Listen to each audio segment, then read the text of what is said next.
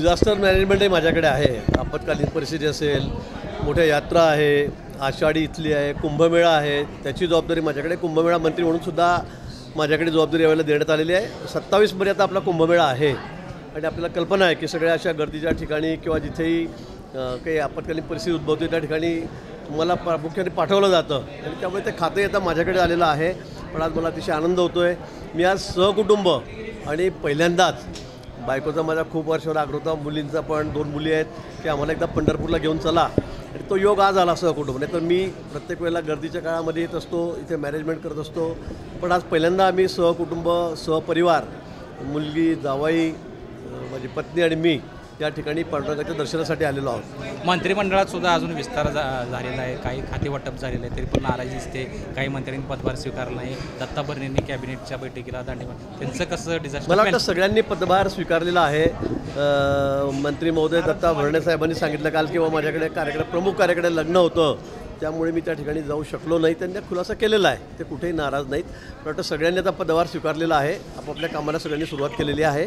पालकमंत्री मला वाटतं आता 1-2 दिवसामध्ये घोषित होतील, लवकरच होतील. त्यावरून काय नाराजी आहे पालकमंत्रीपदावर? कुठेही नाराजी नाही. खूप मोठं बहुमत आमच्याकडे आहे. आपल्याला कल्पना आहे 237च्या वर जागा या आमच्याकडे आता या ठिकाणी आहेत. तिन्ही पक्ष मिळून, महायुती मिळून, आमचे घटक पक्ष मिळून. आणि त्यामुळे कुठेही नाराजी वगैरे नाही. निश्चित आहे की जास्त आमदार झाल्यामुळे मागणी अनेक लोकांची होती. काही सिनियर पण आहेत की आम्हाला मंत्रिपद मिळालं पाहिजे. पण तिन्ही पक्षांमध्ये आम्हाला सगळं वाटप करायचं होतं. त्यामुळे मग सगळ्याच पक्षामध्ये काही लोक नाराज आहेत. हे जरी असलं तरी आता आम्हाला अतिशय वेगाने सरकारला चालवायचं आहे.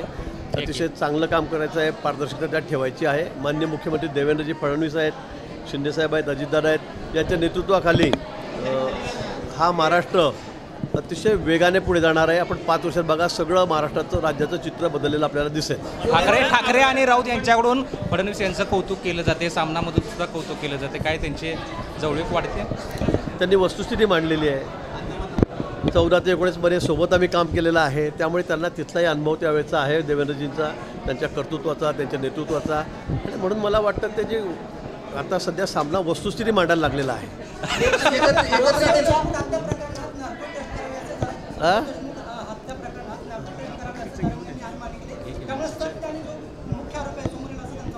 मला वाटतं मुख्यमंत्री महोदयांनी अतिशय कडक आदेश दिलेले आहेत. या सर्व गोष्टीमध्ये ट्रान्सपरन्सी आहे, पूर्ण पारदर्शकता आहे. सगळे आरोपी जवळपास आता शरण आलेले आहेत किंवा त्यांना पकडण्यात आलेलं आहे आणि यामध्ये कुठेही कसूर ठेवला जाणार नाही. उज्ज्वल निकम साहेबांनासुद्धा विनंती करण्यात आलेली आहे की आपण सगळ्या ही केस हाती घ्यावी. पोलीस यंत्रणा असतील, या सर्व उच्चस्तरीय पोलीस यंत्रणा ही सगळी या ठिकाणी तपास करते, चौकशी करते आणि सगळ्या गोष्टी समोर येत आहेत. त्यामुळे मला असं वाटतं जर कोर्टाने म्हटलं किंवा कोणी म्हटलं तर निश्चित त्याची कोर्टाची परवानगी लागेल.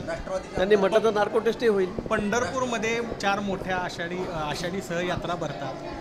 गर्दी मोठ्या प्रमाणात असते. आपण आता जर बघितलं की मोठ्या प्रमाणात आपल्या कार्यकर्त्यांची गर्दी इथे झालेली आहे. तर कुठंतरी भाविकांचं दर्शन सुलभ आणि सुरक्षित व्हावं म्हणून एक कॉरिडॉरचा प्रस्ताव मांडण्यात आलेला आहे. तर आपल्या दृष्टीनं त्या कॉरिडॉरसाठी काय पावलं उचलले? निश्चित आपल्याला कल्पना आहे की गेल्या वेळी मी ज्यावेळेला आषाढीला आलो त्यावेळेला सुद्धा मी बाईट दिला होता. माननीय मुख्यमंत्री शिंदेसाहेब त्यावेळेला होते. त्यावेळेलाही कॉरिडॉरचा विषय असेल किंवा ज्या धर्तीवर आता अयोध्येला राम मंदिर झालं, वाराणसीमध्ये आपण बघितलं असेल, काशी विश्वनाथला बघितलं असेल, उज्जैनला असेल, मथुरेत असेल, हे कॉरिडॉर तयार झालेत. पंढरपूरसुद्धा तिथे प्रायोरिटीमध्ये आहे आणि लवकरच आपल्याला ही गोड बातमी कळेल. भक्तांसाठी सुद्धा तिरुपती बालाजीच्या धर्तीवर सगळं सभागृह बांधलेलं आहे किंवा वेटिंगवर ते लाईनीत लोक असतात. हो, तर ते सुद्धा या ठिकाणी होईल. नाही, माझ्यापर्यंत या बाबतीमध्ये कुठली माहिती नाही.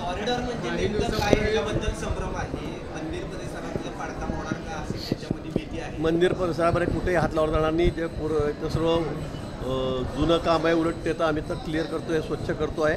पण आजूबाजूचा परिसर, कारण इथे खूप मोठ्या प्रमाणात भक्त येतात. अशावेळी तर 10,000 लाख लोक या ठिकाणी येतात आणि त्यावेळेला पावसाचे दिवस असतात आणि म्हणून याची सुविधा कशी देता येईल, त्यांना सोयी कशा करता येईल यासाठी उज्जैनच्या धर्तीवर, काशी विश्वनाथला आपण वाराणसीला बघितलं असेल त्या धर्तीवर, अयोध्येच्या धर्तीवर जसं अतिशय सुंदर काम त्या ठिकाणी झालं, भक्तांची सोय झाली येणाऱ्या, त्या पद्धतीने पंढरपूरमध्ये सुद्धा ही व्यवस्था आम्ही करू. लोकसभेच्या वेळेस तुम्ही आला होता अकलूजमध्ये, बॅचिंग करायचं काम केलं पण ते झालेलं नाही. आता मागणी होती परत एकदा राम रणजित सिंह मोहिते पाटलांवर कारवाई होती. काय नक्की आकाश बुद्धीने कुठेही आम्ही कारवाई करणार नाही. तक्रार काही असेल स्पेसिफिक, त्याच्यामध्ये काही कोणी चुका केल्या असेल, त्याच्यामध्ये काही गैरव्यवहार असेल तर या संदर्भामध्ये चौकशी होईल. पण आकाश बुद्धीने सरकार कुठलंही त्या ठिकाणी कारवाई करणार नाही.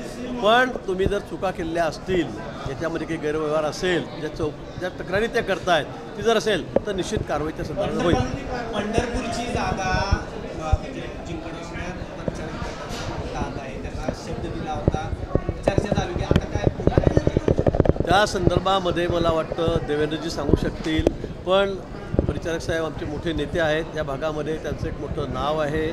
निश्चित त्यांना जर शब्द दिला असेल तर तो तंतोतंत पाळला जाईल. कोकणामध्ये जे वाहून जाणारं पाणी आपण म्हटलं त्याचा काय उपयोग करताय? कोकणामधून जे वाहून जाणारं पाणी आहे त्याचा उपयोग इतर भागासाठी कसा काय करतो? निश्चित आता आपण नदीजोड प्रकल्पाला अतिशय प्रायोरिटी दिलेली आहे. माननीय पंतप्रधान यांचंही स्वप्न आहे की जो कोरडा भाग आहे, म्हणजे अतिविपुलता ज्या ठिकाणी पाणी वाहून जातं आहे, समुद्रात वाहून जातं आहे, ते पाणी दुष्काळी भागामध्ये वळवायचं हा याला अत्यंत प्रायोरिटी आहे. केंद्र सरकारी मोठी मदत, खूप मोठी मदत या सगळ्या नियोजनामध्ये करणार आहे. आणि मला वाटतं पुढच्या येणाऱ्या काळामध्ये आपल्याला सगळं चित्र बदल दिसेल. म्हणजे अतिविपुलता ज्या ठिकाणी आहे, जास्त पाणी ज्या ठिकाणी आहे त्या भागातून कोरडवाहू भागामध्ये किंवा अतिदुष्काळी भाग आहे त्या भागामध्ये आम्ही पाणी नेणार आहोत. त्यासाठी हजारो कोटी रुपये खर्च होणार आहे. ते खाते जलसंपदा आता माझ्याकडे विखे पाटील साहेबांकडे या ठिकाणी आहे. मला वाटतं लवकरच आपल्याला हे सर्व चित्र बदललं दिसेल. दुष्काळी भाग आता कुठेही राहणार नाही अशा पद्धतीने खबरदारी केंद्र सरकारही घेते आणि राज्य सरकारही घेत आहे. हां,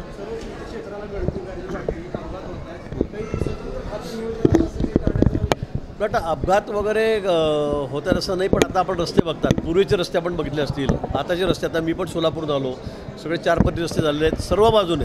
म्हणजे पंढरपूर तर खूप आमचं मोठं क्षेत्र आहे, तीर्थक्षेत्र आहे, सगळ्यात जास्त गर्दी इथे असते. मला वाटतं 4ही बाजूने येणारे रस्ते हे आता कसे झालेत हे आपण बघतात. पूर्वीसारखी आता परिस्थिती राहिलेली नाही. पण आता अपघात म्हटलं तर कुठे कुठे तो होत असतो, तो काही आपण सगळं 100% थांबू शकत नाही. पण भक्तांची चांगली सोय व्हावी. मग शिर्डी असेल तर शिर्डीला येणारे 4ही बाजूचे रस्ते आपण बघा, शेगाव बघा, पंढरपूर बघा, सगळ्याच कुठलेही गड बघा, आपण तुळजापूर असेल, सगळ्या ठिकाणी आता व्यवस्था कशा चांगल्या होतील या संदर्भामध्ये सरकार अतिशय गांभीर्याने विचार करत आहे किंवा कारवाईसुद्धा करत आहे. आणि कामं खूप मोठ्या प्रमाणामध्ये ते झालेली आहेत. पंढरपूरलासुद्धा आमची सगळ्यात जास्त प्रायोरिटी आहे. आणि पुढे येणाऱ्या काळामध्ये इथलं सगळं चित्र बदललेलं आपल्याला दिसेल.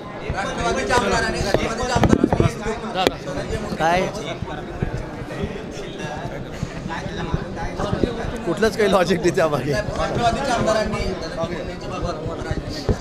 बीड जिल्ह्यातल्या विरोधी पक्षाचं कामच ते असतं, मागणी करणं, राजीनाम्याची मागणी करणं असेल. पण मला वाटतं या बाबतीमध्ये सखोल चौकशी सुरू आहे. अतिशय गांभीर्याने या ठिकाणी मुख्यमंत्र्यांनी हा विषय हाती घेतलेला आहे. या चौकशीचं काही समोर आलं तर त्यानंतर निर्णय होईल. पण आधीच मागणी करणं किंवा राजीनामा देणं हे काही योग्य ठरणार अजिबात नाही. त्या संदर्भामध्ये मी सांगतो की मुख्यमंत्री महोदयांनी सखोल चौकशी आदेश दिलेले आहेत. चौकशी सुरू आहे. अतिशय उच्चस्तरीय चौकशी अधिकाऱ्यांकडून या ठिकाणी सुरू आहे. यानंतर काही समोर आलं तर मग तो निर्णय होईल.